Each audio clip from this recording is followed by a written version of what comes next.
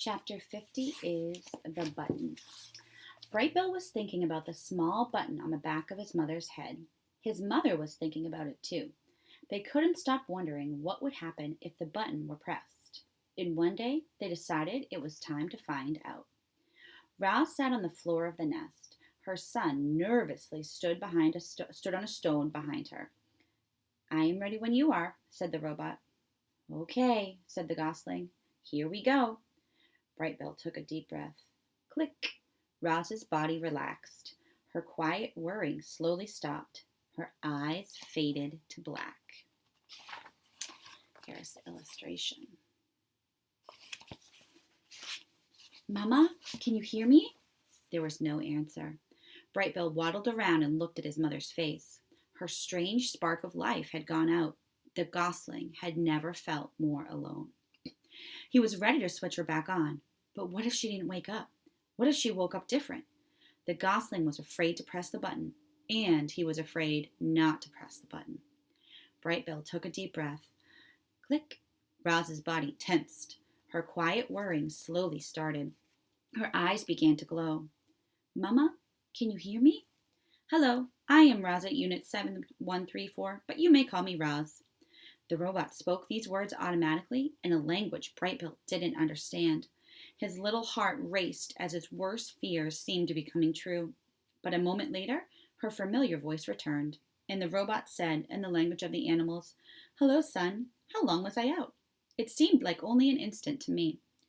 "You were out for a few minutes," said the gosling as he hugged his mother, "but it seemed like forever to me." Chapter 51 is titled The Autumn. The days were getting shorter. The air was getting crisper. And one morning, Roz walked out to find a layer of frost on the garden. Autumn had come to the island. The tree leaves, which had been green for the robot's entire life, turned yellow and orange and red. Then they let go of their branches and floated down to the ground, and the forest gradually filled with the sounds of creatures scurrying through dead leaves.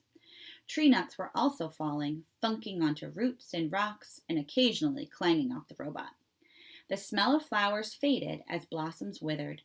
All the rich scents and colors of the island were draining away.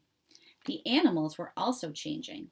Furry animals were growing more fur. Feathery animals were growing more feathers. Scaly animals were starting to look for new homes. "Yerp, it's cooling off," croaked one frog to another. "Before long, it'll be time for sleeping." "Yerp, I better start looking for a good hole," croaked the second frog. "Have you found one yet?" "Nah," croaked the first frog. "I'll look for a hole next week. For now, I'm going to enjoy the warm sunlight while it lasts." Yerp. Many of the island animals were already thinking about their winter hibernation. Frogs, bees, snakes, and even bears would soon disappear and spend the next few months resting out of sight. And then there were the birds. Some birds, like owls and woodpeckers, would spend the winter nesting and eating the island's few remaining edibles. But the migratory birds were preparing for the long journey south to their warm wintering grounds. And among the birds destined to leave were the geese. Chapter 52 is titled The Flock.